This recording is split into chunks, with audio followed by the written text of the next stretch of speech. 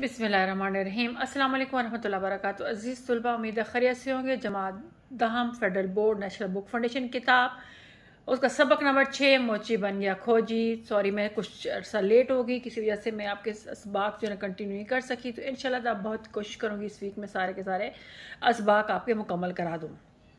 शुरू करते इसके तशरीह और उसके बाद उसके सवाल जवाब। शहर बगदाद के मोहल्ला जिलान में एक मोची रहता था। जिलान जहाँ जैसे हजरत अब्दुल कादिर जिलानी का भी कह सकते हैं, बगदाद के इलाके में वो भी रहस पजीर थे। तो वहाँ पे एक मोची रहता था, नाम था उसका हारिस बिन वारिस, यानी उसका नाम हारिस था और बेटा था वो वारिस का। बहुत साबिर यानी सब्र करने वाला, शाकिर शुक्र करने वाला आदमी था। लेकिन उसकी बीवी सिदरा बहुत बेसब्री और नाशुक्र थी, यानी किसी बात की भी सब्र नहीं होता था, ना किसी बात का शुक्र अदा करती थी। हर वक्त अपने मियाँ को ताने देती, यानी बुरा भला कहती कि तुम निकम्मे हो, यानी तुम कुछ नहीं करते, काहिल हो, सुस्त हो, इतने थोड़े पैसे कमाते हो कि बहुत मुश्किल से गुजारा होता है। ये पेशा छोड़कर, ये जो तो काम कर रहे हो ये छोड़कर दूसरा पेशा अपना, दूसरा की नौकरी करो, कुछ पैसे तो मिले। एक दिन सिदरा ने बहुत चक यानी बहुत ज़्यादा झगड़ा किया या बहुत ज़्यादा बोली। तो हारिस बोला, तुम ही बताओ मैं क्या करूँ। कहती उसे मशवरा देती कि ऐसा करो तुम नजूमी बन जाओ। सिदरा बोली, कल मैं बाजार गई। नजूमी कहते हैं जो इल्म नजूम या सितारों का जानता हो और अपने अगले दिन का या मुस्तकबिल का कोई जो है ना बताए आपको, देख करके आपका अगले वक्त में क्या होने वाला है आपके साथ, तो उसको नजूमी कहते हैं। हालांकि ये चीज़ गलत है बेटा, क्योंकि गैब का इल्म सिर्फ खुदा को मालूम है, तो ये नजूमी कुछ भी नहीं होते। तो आप ना इन पर यकीन क्या करें और ना ही इनके जो है ना वो कोई चीज़ पढ़ा करें। कहती है, कल मैं बाजार गई तो वहाँ मुझे हातिम नजूमी की बीवी मिल गई। ईमान से, यानी मैं क्या सच कहती हूँ, क्या ठाठ थी, क्या शान शौकत थी। मैं तो हैरान हो गई। आगे पीछे दो दो नौकर थे, उसके कपड़े ऐसे पहने थे कि मैंने कभी ख्वाब में भी नहीं देखी, मैंने कभी सोचा भी नहीं था। उसने एक दुकान से 5,000 का कालीन खरीदा, हमें तो 5 रुपए की दरी भी नसीब नहीं। दरी कहते छोटे कारपेट को, तो दरी ज़रा सस्ती होती है और कालीन महंगा होता है। देखो हारिस, मेरी मानो तुम भी नजूम बन जाओ। अरे नेक बख्त, नेक अल्लाह की नेक बंदी। हारिस बोला, मुझे तो इल्म नजूम का अलिफ बे का भी नहीं पता, यानी मुझे तो उसके सिरे से कुछ पता ही नहीं है।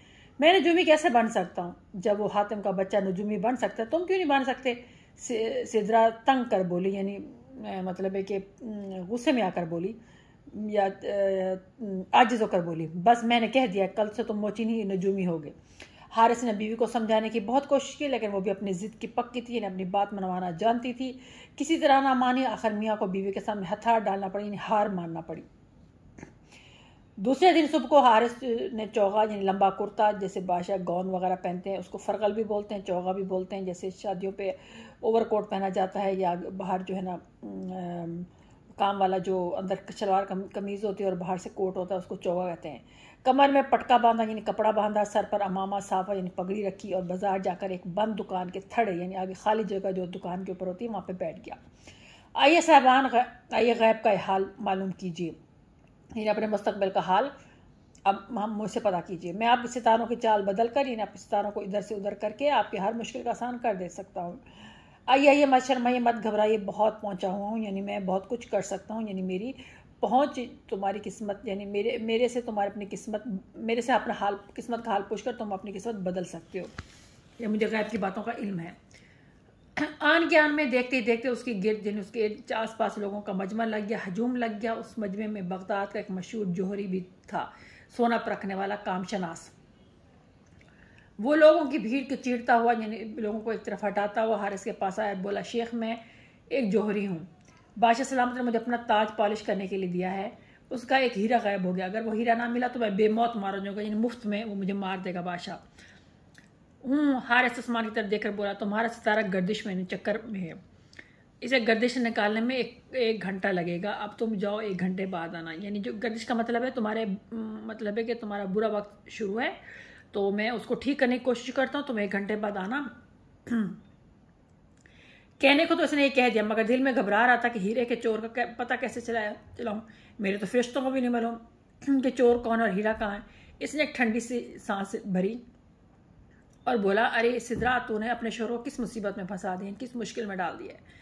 इत्तफाक की बात है, उसके मजमे में जोहरी की बीवी मौजूद थी, और इत्तफाक की बात उसका नाम भी सिदरा था। हारिस की बात सुनकर समझी कि इस नजूमी को मालूम हो गया है कि हीरा मैंने लिया है। वो थर थर कांपते हुए, यानी घबराहट से कांपने लगी, परेशान होने लगी, और जो उसको खौफ पैदा होने लगा उसके जिस्म में। आगे आई और हारिस के चौके का दामन पकड़ कर बोली, यानी उसकी जो बड़ी सी कमीज थी उसको पकड़ कर बोली, या शेख मुझे माफ़ कर दीजिए, मैं इस जौहरी की बीवी हूँ, मैंने हीरा चुराने की नीयत से नहीं लिया था, मैं तो उसे देखना चाहती थी, अब समझ में नहीं आता कि इसे कैसे वापस करूँ। हारिस ने कहा, जो लोग अपने गुनाहों का इकरार करके सच्चे दिल से तौबा करते हैं, यानी गुनाहों को मान करके मैंने ये गुनाह किया है, फिर सच्चे दिल से तौबा करते हैं, खुदा ने माफ़ कर देता है, अब तुम फौरन घर जाओ और हीरा चुपके से अपने खामद के चोगे में की जेब में डाल दो। 1 घंटे के बाद जौहरी वापस आया तो हारिस ने कहा, तुम्हारे सितारे की चाल कुछ बिगड़ी हुई थी, यानी ख़राब थी, तुम्हारे सितारे गड़बड़ थे, उनका रुख आगे पीछे था, तो अब मैंने ठीक कर दिया, तुम घर जाओ, हीरा तुम्हारे चोगे की जेब में है। जौहरी उल्टे कदमों घर गया और चोगे की जेब टटोली, यानी देखा तो हीरा उसी में मौजूद था। वो खुशी से फूला न समा, यानी बहुत खुश हुआ। उसने एक थैली में सोने की अशरफियाँ भरी और हारिस के पास आकर बोला, या शेख आप तो सचमुच मुझे बहुत पहुँचे हुए न, यानी बहुत ही आपकी मतलब आप तो बिल्कुल गैब का इल्म जानने वाले हैं। हीरा मेरी चौके की जेब में पड़ा था, लीजिए मेरी तरफ से हकीर नजराना ये छोटा सा तोहफा कबूल कीजिए। उसने अशरफियों की थैली हारिस के हाथ में थमा दी, यानी दे दी। हारिस ने घर आकर थैली सिदरा को दे दी और बोला, ये अशरफियाँ मुझसे ये काम मत करवाना, आज तो मैं बच गया, रोज़ रोज़ नहीं बचूंगा, यानी आज तो मैं बच गया, यानी लेकिन हो सकता है मैं फिर पकड़ा जाऊँ। सिदरा अशरफियाँ देखकर पागल हो गई, यानी बहुत खुशी। उसने हारिस की एक बात ना सुनी अनसुनी कर दी, उसने ध्यान नहीं दिया उसकी बातों पर और अशरफियाँ गिनने लगी। दूसरे दिन नाश्ते के बाद हारिस दुकान पर जाने लगा तो सिदरा ने कहा, किधर चले, अब तुम हारिस मोची नहीं, बगदाद के मशहूर नजूमी हारिस बिन वारिस हो। बाजार जाओ, लोगों को बेवकूफ़ बनाकर उनकी जेबें खाली करो, यानी उनका पैसा लूटो। ज़बरदस्त का ठेंगा सर पर, यानी जोर आवर का जो है ना वो सर पर जो है ना वो अपना जोर तान कर खड़ा हो जाता है। ज़बरदस्त का ठेंगा कहते हैं अंगूठे को, तो सर पर यानी ज़बरदस्ती किसी ने सर पर जो है ना वो वज़न रखा हुआ है, और इसलिए कहते हैं कि ताकत की वर की बात मानना पड़ती है, यानी मैं उसका ज़बरदस्त का पलड़ा जो होता है वो हमेशा भारी होता है, तो उसकी बात मानना पड़ती है। हारिस ने चौगा पहना, कमर में पटका बांधा, सर पर अमामा रखा और बाजार जाकर एक बंद दुकान के थड़े यानी आगे वाली जगह पर बैठ गया। आहिस्ता आहिस्ता लोगों को जमा होने लगे, कोई कुछ पूछता था, कोई कुछ। हारिस यूं ही अटकल पिचुइन अंदाजे लगाकर जवाब देकर उनसे पैसा ऐंठ लेता, यानी हथिया लेता। शाम को घर वापस आया तो उसकी जेब भरी हुई थी। एक दिन सुबह को बाजार जाने की तैयारी कर रहा था, किसी ने दरवाज़ा खटकाया, बाहर निकला, देखा वो 2 सिपाही खड़े थे। उन्होंने अदब से सलाम किया और बोले, बादशाह सलामत ने आपको याद फरमाया, अभी इसी वक्त हमारे साथ चलिए। हारिस शाही महल में पहुंचा तो वहाँ बादशाह और वजीरों के अलावा शहर का कोतवाल मौजूद था। मुहाफिज यानी बड़ा पुलिस ऑफिसर जिसे कहते थे, उसको कोतवाल कहा जाता था, जो चोरों को पकड़ते थे। उनका जो बड़ा ऑफिसर होता उसको कोतवाल कहते थे, पुराने ज़माने की पोस्ट का यही नाम था। वो दिल में डरा कि खुदा खैर करे, कहीं बादशाह को मालूम तो नहीं होगा कि मैं असल नजूमी नहीं हूँ और लोगों को बेवकूफ़ बनाकर पैसे बटोरता हूँ, ले लेता हूँ। उसने झुककर बादशाह को 3 फर्शी सलाम, यानी झुककर का मतलब है कि फर्श से लेकर सर तक हाथ ले आने को कहते हैं 3 फर्शी सलाम, और हाथ बांधकर सर झुकाकर खड़ा हो गया। बादशाह बोला, परसों रात हमारे खजाने से हीरे जवाहरात के 40 संदूक गायब हो गए। पुलिस चोरों का सुराग यानी पता लगाने में नाकाम रही। हमने सुना है कि तुम बहुत अच्छे नजूमी हो, अगर तुम चोरों का पता चला रहे हो तो हम तुम्हें मुंह मांगा इनाम देंगे। हारिस बोला, यानी बादशाह सलामत, ये किसी का एक चोर का काम नहीं है, 40 चोरों का काम है, उनको खोज लगाने में 40 दिन लगेंगे। ठीक है, हम तुम्हें 40 दिन दे देते, लेकिन अगर तुमने 40 दिन में उन चोरों का सुराख ना यानी पता ना लगा तो तुम्हारी खाल खिंचवा कर भूस भरा देंगे, यानी तुम्हारी खाल मतलब जिस्म से निकाल कर उसमें भूसा भरवा देंगे। हारिस गिरता पड़ता घर आया और सिदरा बोली, जल्दी करो और बोरिया बिस्तर बांध कर यहाँ से निकल चलो। कहाँ चले? सिदरा ने कहा, तुम्हारी अम्मा के घर। हारिस ने जवाब दिया, मेरी अम्मा को तुम्हारे 10 साल हो गए। सिदरा बोली, मगर मैं पूछूंगा ये कह के ये अचानक बोरिया बिस्तर गोल करने क्यों सूझी, क्यों तुम्हें तरकीब तुम्हारे दिमाग में आई है? हारिस ने कहा, चोरों ने बादशाह के खजाने से हीरे जवाहरात के 40 संदूक चुरा लिए और उसने मुझे उनका खोज यानी तलाश करने का हुक्म दिया। मैंने 40 दिन की मोहलत यानी वक्त मांगा है। अगर मैं 40 दिन के अंदर चोरों को ना पकड़ सका तो बादशाह मेरी खाल खिंचवा कर उसमें भूसा भर देगा। हम क्यों नहीं जाएं? हम कहीं नहीं जाएंगे। सिदरा ने कहा, डरो मत, 40 दिन बहुत होते हैं, हो सकता है चोर पकड़े जाएं, हो सकता है बादशाह मार जाए। हारिस बोला, और अगर इन बातों में से कोई बात ना हुई तो फिर हम 40 दिन रात को यहाँ से भाग जाएंगे। इराक के शहर बसरा में मेरी खाला रहती, वहाँ में बना देगी, यानी हमें रहने के लिए जगह देगी। सिदरा ने कहा, लेकिन हमें कैसे पता चलेगा कितने दिन गुजर चुके? हारिस ने कहा, ये ना मुझे लिखना आता ना तुम्हें। सिदरा सोच में पड़ गई, फिर बोली, मैं रोज़ शाम को मर्तबान में कंकरी डाल दिया करूँगी, इस तरह मालूम होता रहेगा कितने दिन गुजर गए। जिन चोरों ने शाही खजाने में चोरी की थी उनका एक साथी शाही महल की जासूसी करता था। उसने अपने सरदार को बताया कि बादशाह ने बगदाद के नजूमी को हमारा खोज यानी पता लगाने पर मुकर्रर के नज़ीम काम दिया है। ये शख्स नजूम का बहुत बड़ा आलिम है, इल्म जानता है। उसने बादशाह को हमारी सही तादाद बता दी और वादा किया कि 40 दिन के अंदर हमें पकड़वा देगा। सरदार बोला, रे बेवकूफ़, चोरों की तादाद तो एक बच्चा भी बता सकता है, ज़ाहिर है 40 आदमी उठाएंगे। बस उसी दिन बता दिया कि 40 चोरों का काम है। लेकिन ये नजूमी बहुत चालाक मालूम होता है, इसकी निगरानी की, इनमें से देखना पड़ेगा, इसका ताक में बैठना पड़ेगा। तुम आज शाम उसके घर जाना और मालूम करना कि वो क्या करना चाहता है। उस शाम वो चोर हारिस के घर पहुंचा तो उसकी खिड़की में से बातों की आवाज़ है वो कान लगाकर सुनने लगा। उसी वक्त खिदरा ने मर्तबान में कंकरी डाली और हारिस जोर से बोला, 40 में से एक गया।